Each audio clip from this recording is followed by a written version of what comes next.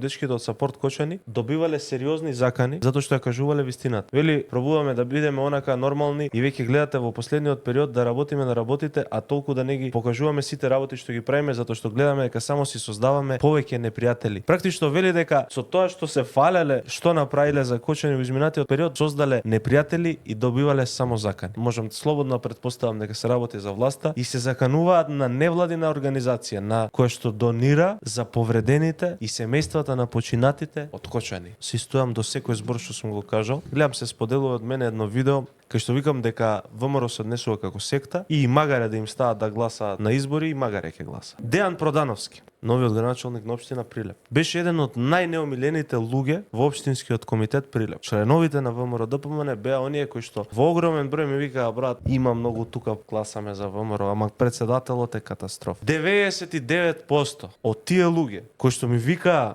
дека иш него сакаат Дејан Продановски, беа првите кои што агитираа Дејан Продановски да биде кандидат на ВМРО ДПМН за градоначалник во Прилеп. Па како да не кажам дека и магаре да ви врзат дека и магаре ќе гласат? Зашто се љутите? Поддршка. Браво, председател. Честит. Какви сте вие лавови, бе? Брат, Не сте ни мачиња. сега ќе ти изгледа. Мачето ќе го изгребе. Кога љутиш. Вие сте гмизавци. Нека се живи и здрави. Без кичмењаци.